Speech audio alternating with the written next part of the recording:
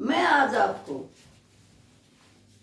एक ऐसी बात बताना चाहती हूँ जो कि प्रत्येक इंसान पर लागू होती है और प्रत्येक इंसान उन बातों को अपनाकर अपने जीवन को सार्थक बना सकता है तथा अच्छी तरह से जीवन व्यतीत कर सकता है। यदि हमने आत्मिक शांति प्राप्त कर ली तो हमारा जीवन बहुत ही सरल हो जाएगा, लेकिन उस सरलता के लिए हमने त्याग तो करना ही पड़ेगा, क्योंकि यदि हमें कुछ चाहिए तो त्याग करना ही पड़ता। सफलता चाहिए तो आराम का त्याग करना पड़ता है। यदि कुछ खेत में भी उगाना है तो कड़ी मेहनत करनी पड़ती है, हल जोतना पड़ता है, बीज बोना पड़ता है। उसके बाद भी हम उस फसल का इंतजार करते हैं जो हमने अपनी मेहनत से बोई है। उसमें बड़ी मेहनत से काम किया है, फिर भी हमें पता नहीं होता कि वह फसल हमारे घर तक आएगी या नहीं आएगी। इसी तरह से हम बड़े कष्ट से बच्चे पैदा करते हैं। जब हम स्त्रियां गर्भ धारण करती हैं, बहुत खुश होती हैं कि हमें पुत्र रत्न पैदा होगा, हमारी सेवा करेगा, हमारे वंश को आगे बढ़ाएगा, हमारा नाम रोशन करेगा। लेकिन जो हमारे साथ होता है उसको कोई नहीं सोचता। जैसे हमें पता नहीं होता कि 6 महीने के बाद हमारी फसल घर आएगी या नहीं आएगी, उसी तरह से अपनी औलाद का भी बचपन में कुछ पता नहीं चलता कि ये हमारी सेवा करेंगे, हमें दुखी करेंगे या बदनाम करेंगे, या हमारे लिए खाना भी नहीं देंगे और हमारा जीना दुश्वार कर देंगे। प्रत्येक इंसान जो पौध लगाता है वो यही सोचकर लगाता है कि इतनी फले फूलेगी कि इसके फलने फूलने के बाद तुझे बहुत आराम मिलेगा। लेकिन ये तो विधाता ही जानता है कि किसको क्या मिलना है।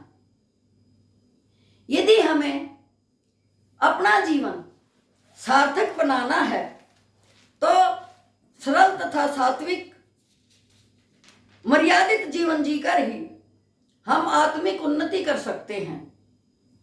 हम हमेशा सदाचार का पालन करें, तभी हमारा मानव जन्म सार्थक हो सकता है। क्योंकि जितना सादा जीवन हम जिएंगे हमारी इच्छाएं नहीं बढ़ेंगी। जितना हमारे पास है, जो प्राप्त है वही पर्याप्त है, यदि इस नियम को लेकर चलेंगे तो हमेशा ही शांत रहेंगे, अपनी इच्छाओं को काबू में रखेंगे। यदि हम क्रोध करते हैं तो क्रोध के साथ साथ हमारे अंदर बहुत विकार आ जाते हैं। क्रोध हमेशा ही जिद को जन्म देता है।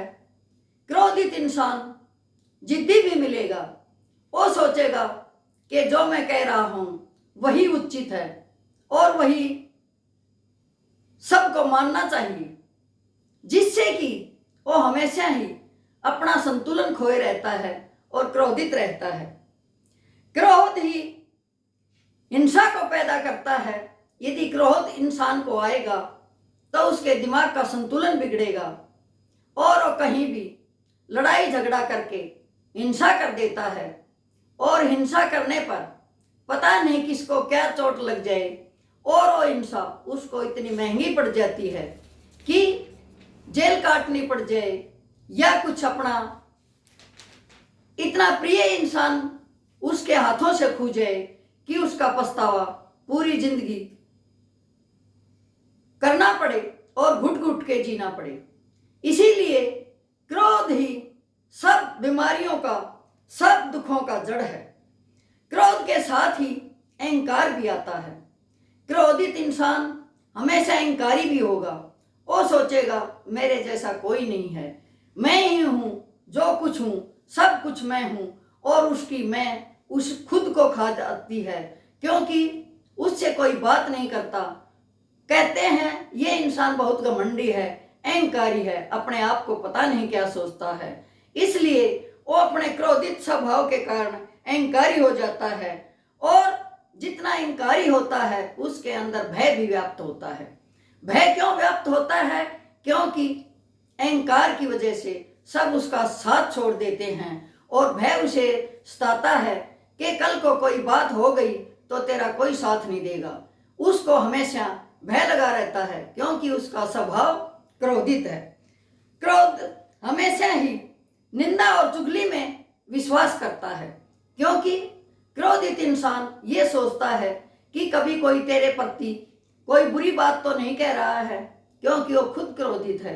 इसलिए उसे दूसरों की बातों हमेशा अच्छी भी बुरी लगती हैं, और निंदा चुगली में ध्यान रखता है कि मेरे बारे में कोई मेरी निंदा चुगली तो नहीं कर रहा, क्योंकि उसे पता होता है कि तू इतना क्रोधित इंसान है कि तेरे बारे में कोई ना कोई तो बात कहते ही होंगे।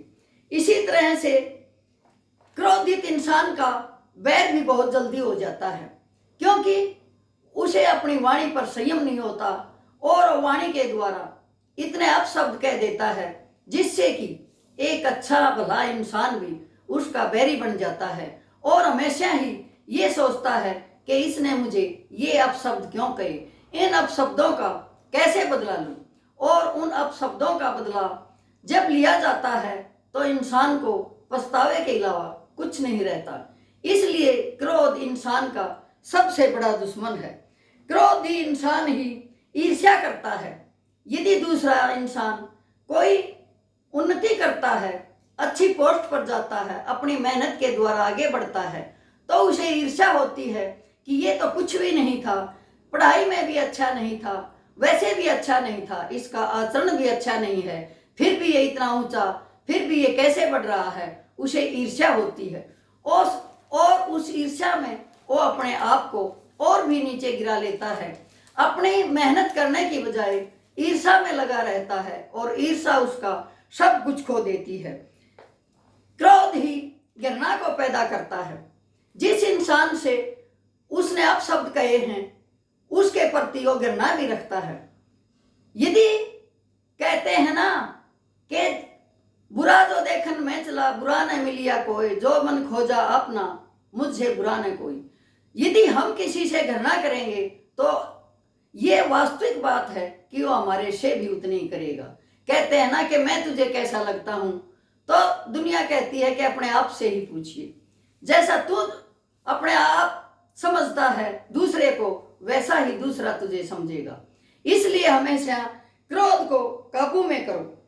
क्रोध ही उपेक्षा पैदा करती है, और सोचता है कि इसके अपेक्षा तो मैं अच्छा हूं, मैं बुरा हूं, और उसी तार्किक भावना में लगा रहता है कि कौन अच्छा है, कौन बुरा है, और अपने आप को सुधारने की कोशिश ही नहीं करता, क्योंकि उसका स्वभाव क्रोधित है। क्रोधित इंसान कभी आगे नहीं बढ़ पाता। क्रोध ही द्वेष पैदा करता है। क्रोध का खानदान इतना बड़ा है कि इसके द्वारा जो भी होता है नुकसान ही होता है। इसलिए क्रोध को काबू करो, वाणी को संयम रखो। जिसने जीवन में संयम नहीं रखा उसको आत्म शांति मिल ही नहीं सकती। चाहे वो कुछ भी कर ले, आत्म शांति तो तभी मिलेगी जब क्रोध पर काबू पाया जा सकेगा। एक क्रोध ही सभी दुखों का कारण है। एक क्रोध ही सभी भावनाओं का भंडार है। यदि हम क्रोध को पर काबू पा लेते हैं तो अपने मन पर भी काबू पा लेते हैं। यदि क्रोधित इंसान किसी का भला भी करेगा तो भी दूसरा इंसान ये सोचेगा कि कल को तो ये यूं कह रहा था, आज ये कैसे भला बन गया। इसलिए हमें अपने आत्म जीवन को, अपने जीवन को सुचारू रूप से चलाने के लिए, शांति प्राप्त करने के लिए हमेशा ही क्रोध को काबू में रखना चाहिए तथा वाणी पर संयम रखना चाहिए। यदि मेरा वीडियो आप लोगों को पसंद आया हो तो कृपया करके लाइक और सब्सक्राइब अवश्य करना तथा दूसरों को शेयर भी करना और हमेशा ही क्रोध पर काबू करना तथा वाणी पर संयम रखना, यही मेरे जीवन का तात्पर्य है। यदि एक इंसान भी इस तात्पर्य पर अमल करेगा तो मैं अपने आप को धन्य समझूंगी तथा ये समझूंगी कि मेरा बनाया हुआ वीडियो कुछ काम आया है। धन्यवाद।